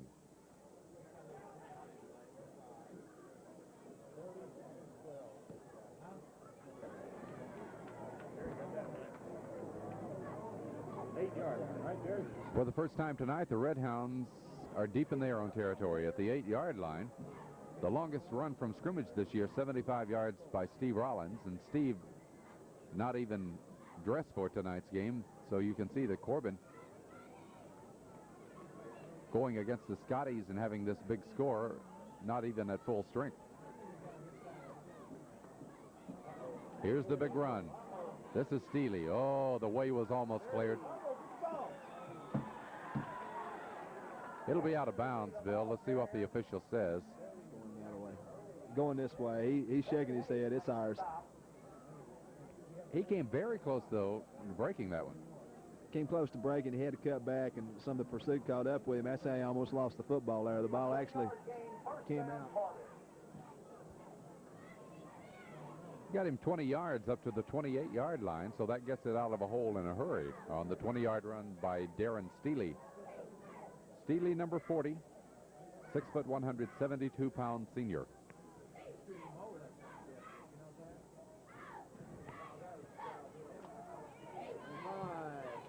Tackling after that football, but Jackson holds on, gets 4 yards to the 32. Yes, Sam popped through there. Buford and Childers made the tackle on the play. Number 29, McGuett, replaces Jackson in the Corbin backfield. It's going to be 2nd down and 6 for Corbin. We're in the 4th period of this game. All the scoring in the first half.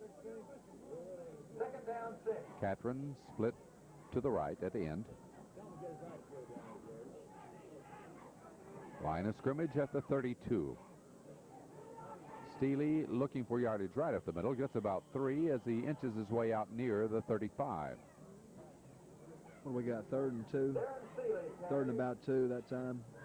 Steely just ran in there just trying to find a place to push the ball to. We got Reedy just checked in, and McWitt and Jackson have gone out. Maybe we'll see a little pass here, maybe. Well, they've spotted the ball actually at the 34, not the 35. So it's more like 3rd down and 4 as we look at it now. Reedy's a tailback. Uh-oh, this is another position. We haven't seen him there this year. This is Reedy. Oh, watch him go. Blast through there. Reedy all the way to midfield. Well, where have you been? How do you play a guy that can play every position? Oh, that's beautiful. Beautiful run. Beautiful run. hard to, really get excited at this point, but we've seen this kid play end, play quarterback, made this play defensively to start the game, now at a tailback. He's going to get another try at it. Watch him go for 5 yards, and the penalty marker goes down. He, I got to say this in all fairness, he wants to carry that football. It's an opportune time for Coach Adams, too, to see what he does here in the game conditions. I think he knows what he'll do. All you got to do is keep his eyes open. What's this? We're going to call that one back. Holding penalty. Too many flags here in West Kentucky tonight. Yeah, but officials, they're doing the best they can. Glasgow's trying to stay in here. We came back at halftime. It was 33-0, and it's the fourth quarter now, and the clock's going. It's still 33-0. I guess the flags keep the game in. So back at the 35-yard line, Steele goes in motion. Duncombe gives on the draw. Another penalty marker down. McGuett, nice run to the 42, but another penalty marker down. Illegal procedure against Corbin. In all honesty, Bill, I'm pretty sure that we haven't had this many flags against us all year, though. Well, we're only our 4th game, but not near this many in the other 3. No, this has been the most that we've seen this year. It's making a long, drawn-out game obviously much longer. The experimentation of Reedy puts a new dimension in the Corbin offense with things that are exciting to you as you see different twists. 5-yard penalty against Corbin puts it back to the 30-yard line. So they've been penalized 20 yards in the last 2 plays, and Corbin has it first down and 30 yards to go. Yeah, I know Reedy likes to get his hands on the football, but at the same time, he's a kid that's got the character that, wherever you want me, whatever you want me to do, I'll do the very best I possibly can. He's content. He's happy any place he's at. Duncombe back to throw. Duncombe looking, throws Catron, dives. They say no, although he made a very good effort. He made a good effort on it, but it looked like, the ball went ahead and bounced up in there. So the incomplete pass from the 30-yard line now will make it 2nd down and 30 yards to go. 2nd down, 30, Redhound. 9 minutes and 18 seconds remaining. Corbin leading 33-0. Again, we point out the second half's intensity level not near as high as the first half. And the Redhound starters, though, one benefit of this lack of scoring is the fact that they get to play more. And with next week off, they need game conditions.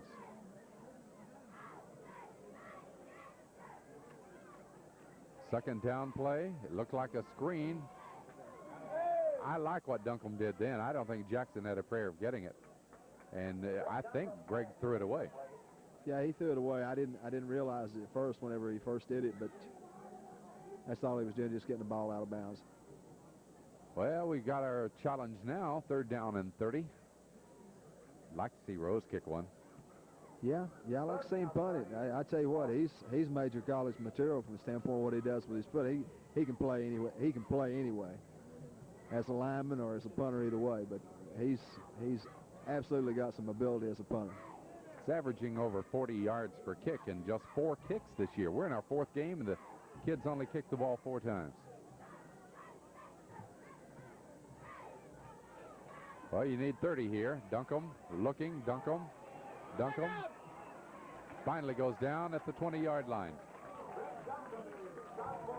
Just didn't have anybody where he thought he had him. He had time. He kept was in the pocket and kept rolling out and then come out of the pocket. And finally, all he could do was just go ahead and take whatever they were going to do to him. Now, for the 5th time this year, we're going to see Rose. Rose has had 3 of his 4 kicks over 45 yards. The wind got 1 up there at Bryan Station. It was only 24. That's hurt his average. But he's had 2 over, 145, 1 about 46, and 150.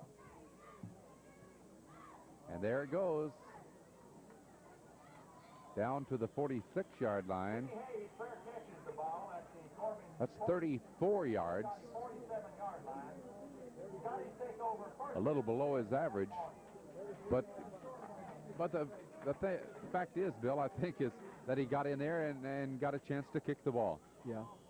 Yeah, that's a good punt. You know, that's a long way, not from the line of scrimmage. How far was it, Don? 34. 34 yards. That's a good punt, good high school punt. So only his 5th punt of the year. He puts it down to the Glasgow 46-yard line. And the Scotties still looking to get into Corbin territory for the first time tonight. They have a good opportunity here. Jimmy Meek, the quarterback, throws it, and he's got his man in Corbin territory. Out of bounds at about the 45. All of a sudden, Frederick goes down. Didn't look like anything happened. Just cramp. Just cramp. All right. He made the tackle. Very little contact, matter of fact. And then he rolls over on his back. So we have a timeout with that. 8 minutes and 23 seconds remaining in this game. Timeout on the score is Corbin 33, Glasgow nothing.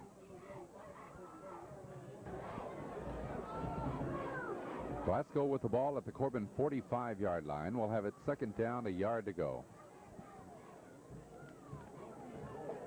Buford's going to throw. He throws. Oops, bad pass. Very poorly thrown pass. If it had been any better thrown, Reedy would have intercepted it. He intended that for Harry Hayes. 8:16 to go in the game. Corbin leading 33-0. We hope you enjoy the replays of Corbin Red Hound football being presented by the fine sponsor that you've seen tonight. Please patronize them and tell them about how you enjoy the replay of Corbin Red Hound football. Without them, we wouldn't be here, quite honestly and obviously. Wideouts to the right side now. This is 3rd and 1. Yeah, they're going to try it up the middle to get that first down, and Corbin tried to deny, and it's going to be close. I believe they got it, though. I believe they got it, looking at the marker on the other side.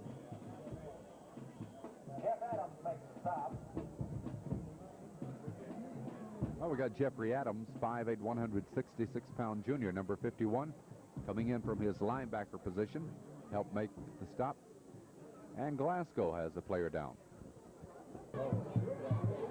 We got him to come and help us do the same thing. Glasgow has it 4th down, a yard to go. No, it's going to be 5 yards to go.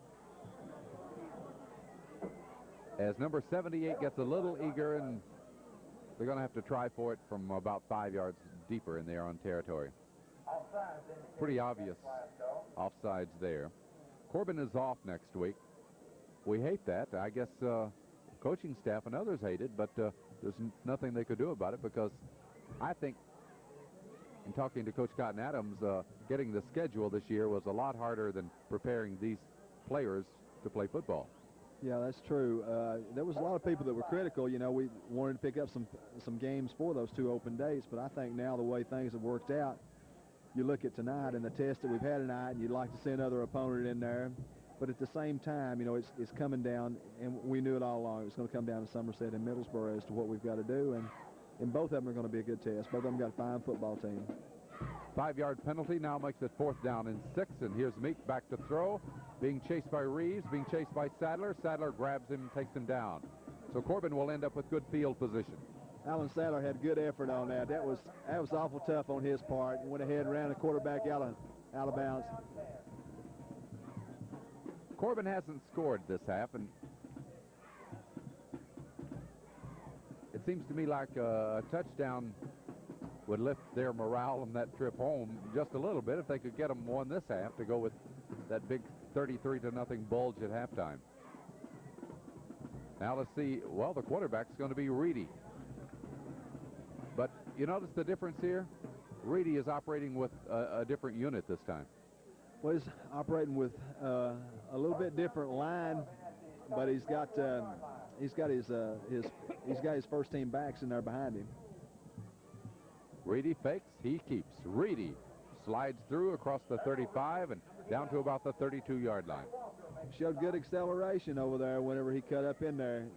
It's a good run by him. I think he got a little bit of the breath knocked out of him too, but he's standing in there. Got it down to the 31, so he gets 9 yards on that play. Second down, a yard to go. 6 minutes and 45 seconds remaining.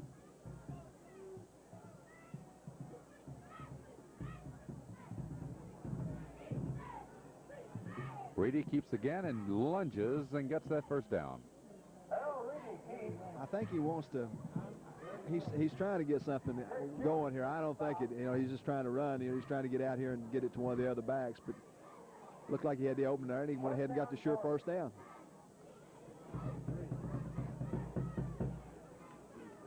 So he gets it to the 29, a couple of yards, the Corbin first down. 6:20 to go. Corbin leads 33-0. The replay here on Southern Cable TV, Channel 11, each Sunday night at 8:30. Obviously, we won't be here next Sunday night, but we will the following Sunday night at 8:30. Sam Jackson. Sam cuts nicely to the left. Another penalty marker goes down. Let's see whether or not that one will count.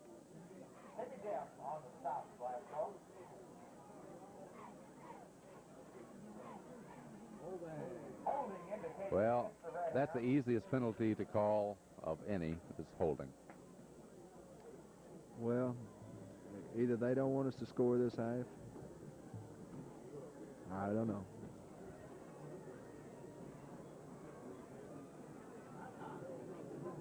Gosh, it's amazing that you can play other games and don't do that, and then you do it in one game. Yeah, you go through years like that where just certain games they call you for stuff like this. I think I've got it figured out. I think that the officials in Western Kentucky are a little bit more sophisticated than the officials in Eastern Kentucky.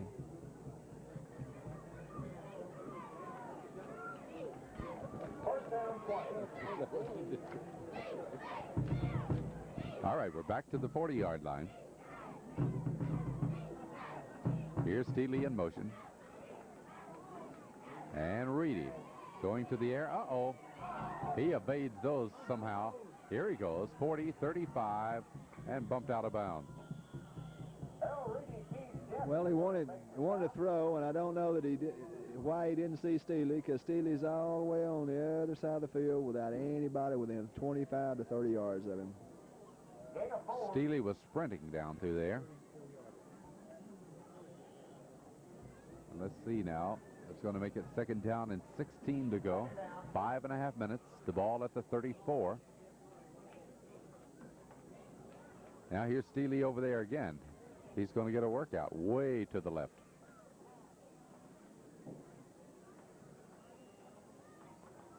All right. Reedy, throw it to him this time. Uh-oh, he did. But it hit on the numbers and bounced away. Wasn't a good time spiral, but it hit right in the numbers. Darren should have come up with that. He hit him right in the numbers with it. Third and 16, 17 yards to go now. The ball at the 34. So Corbin gets another chance at it.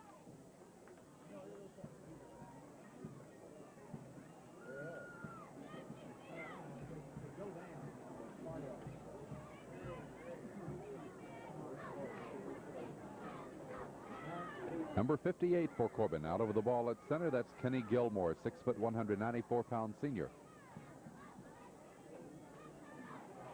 Here's Reedy, back to throw. Reedy looks, and there is Steely for the touchdown. Beautiful, beautiful pass, beautiful reception by Steely. You know, Steely works pretty good in that corner over there. He got the touchdown pass in this corner on this side in the first half. He has really impressed me with his ability to outmaneuver the secondary of the opponents this year, and you got to think about it. He ran down through there like that 3 straight times. The thing about it is he's got speed that a lot of people don't realize. You know, he kind of, he lulls you a little bit, and then he goes ahead and kicks it in. He's probably the fastest kid on the team. So with 5:14 to go, Corbin gets the first score of the second half. And the point after touchdown will be tried by Reedy with Duncombe holding. I'm not sure that we have another quarterback over here tonight besides those two out here. No, I don't think so. This guy got a flag. You know, that poses a problem. You might want somebody to get in there for the final 5 and not. Obviously, both of these are starting players playing out of position in different roles, so to speak, but the kind of guys that you'd like to protect maybe your last 5 minutes can't do it right now. Well, the only thing that you could do, Michael Frederick used to be a quarterback.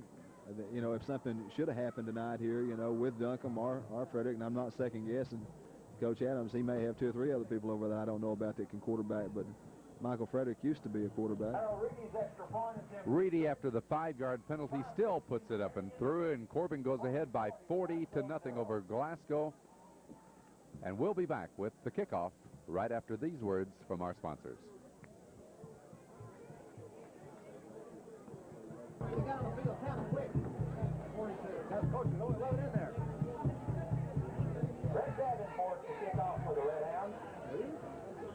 All right, Bill Storm to kick off for Corbin. And the sidewinder puts it down to about the 12-yard line. Because of the slip, that's where Glasgow's going to get it. Number 31 has got to be frustrated. Timmy Depp. Storms kicked that ball so hard that it knocked him down. 13-yard line, first down, 10, Glasgow. Now, when Bill Hoover says it, you believe it. At the 13-yard line. This is where Glasgow will get it now. 4 minutes and 54 seconds to go.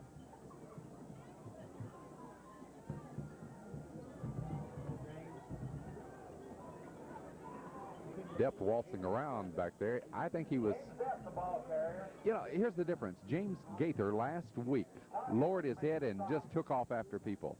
He's looking to see who's coming after him here. Yeah, we talked about Gaither last week, and everybody that I talked to during the week, Gaither can play. He can play for about anybody who wants to, and I've not seen that kind of effort by any back whatsoever, or as far as that goes, anybody on Glasgow's team. So they get him a yard out of that. It'll be 2nd and 9, 4:14 to go. Mink to throw. Well, ball got away from him. The Corbin tacklers got on top of it, but he's trapped behind the line of scrimmage. Got some new people in there. I see number 83, Norval, part of it, and then we saw number 87 in for Corbin. That's Todd Hammonds, 175-pound junior. Todd Hammonds and Brad Engel, as you said, were on the tackle there.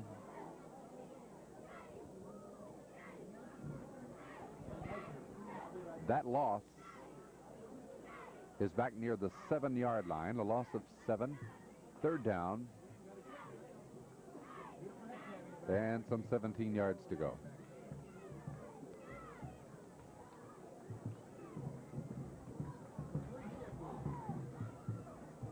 Meek to throw over the middle. He throws it. Nobody gets it, though. And so that's going to make it 4th down. So Glasgow's troubles continue here tonight, and it'll be interesting to watch their scores for the remainder of the year because they have looked really, to me, very inept. Yeah, I feel the same way. Glasgow, it appears to me it's going to be a long year for them. Again, we said earlier, I hadn't seen a program, as far as I'm concerned, decline the way that Glasgow. They just don't really appear to be going through the motions or anything more than going through the motions. Penalty marker dropped before the punt, so we'll wait to see what that is. Corbin has the 2 deep men, Napier and Lanham, and both of these kids can scat, so watch out. They're only standing up at about the 35-yard line. Scotties get called for another penalty, which is irrelevant at this point. It makes little difference because it's at the 7. What's a couple of more yards, half the distance of the goal line here. They found him a punter this second half, though, I think. First half's punter been relieved, and this, well, they got him another punter. This is the 3rd one, Bill. It's Harry Hayes, number 80. Harry's all the way back at the end of the end zone. Let's see if he gets it off. He got it out there. That's a good returnable punt. Lanham gets it at the 30. 25. Keep going, Paul. Oh, Paul. Now, he shows some inexperience there. If he goes on to his right, he gets another 10 yards. Or 15. Or maybe even breaks it. So he looked and stopped and went to his left, and then he paid the price for it, too. But now, there's the difference. Lanham, only a sophomore, will learn from experiences like that, and he watches tapes like he's watching this one, and then the coaching staff will also see that because they're on the other side of the field. Well, you know, we know that he wanted to go ahead and get as much as he possibly could, but, you know, like you said, just inexperience there. And The only thing he could make out of it was 10 to 15 yards more, and it was straight ahead. Clock stopped at 3:03 here in the fourth period. First down 10, Redhound. Corbin's got it 1st and 10 now. The ball at the 23 of Glasgow. Down to about the 20 now. I think that was Fox, the ball carrier, number 26, or was it, Bill? Rapier. Mark Rapier on the carry there. Paul Lanham got a real good block on the defensive end on his side. He went ahead and made real good contact with him. So we're seeing Rapier tonight. Number 46 carried the ball well. From the 23 to the 20 makes it a 3-yard pickup, and 2nd and 7 for the Hounds now. Reedy, your quarterback, over to Lanham. Lanham sidesteps one and angles off to about the 15-yard line, some 5 more yards. What did he pick up, five on that, Don? 5 to 6? It's a good run by Paul. Good run. He made his best move right at the line of scrimmage, evading the tackler. Corbin will have it 3rd and 2. The ball at the 15. Really, they have time for another score if this unit wants to take it in there. Already ahead by 40 to nothing.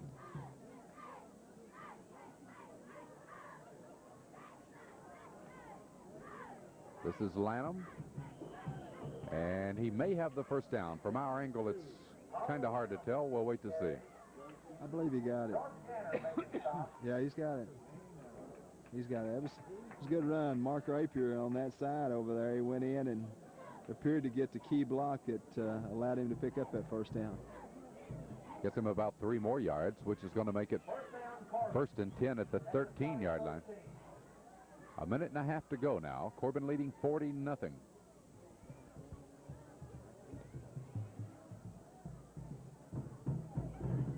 This is Rapier cutting back nicely inside the 10 near the 5-yard line. Mark Rapier looked like he could smell the goal in that time. Whenever he finally got in past the line of scrimmage, he was looking for a place to get fast. He got him 7 yards. 2nd down and 3, the ball at the 5. So Corbin knocking on touchdown's door. The time is the problem. Only 1 minute to go.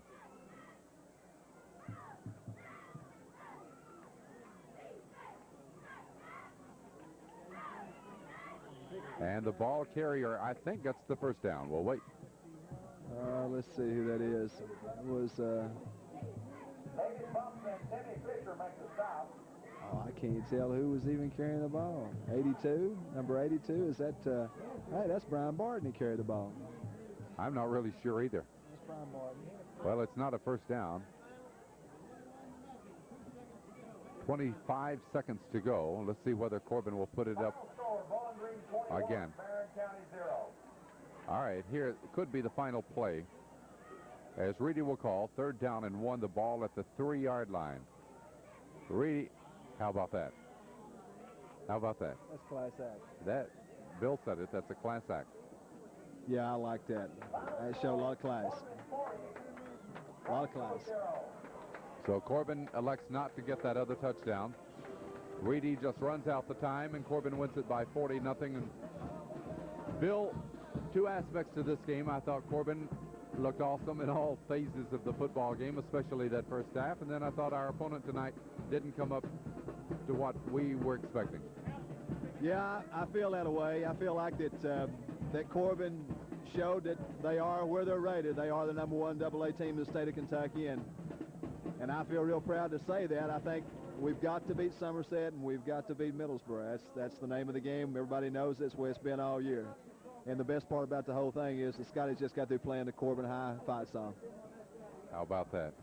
A lot of class, and still, although this is the most lopsided in this rivalry between these 2 AA schools, still the people show the character that you like, and I hope this continues because it's good that Corbin and Glasgow have the fine football programs, and we hope we can keep it going. Well, it's going to be 2 weeks before we get together again. 2 weeks, and that's against Kaywood, right?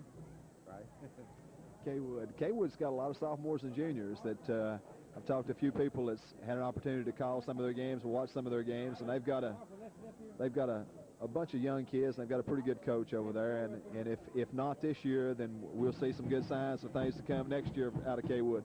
Hey, thank you for joining us tonight. On behalf of Bill Hoover, Dale Johnson, Gene Harless, this is Don Estep.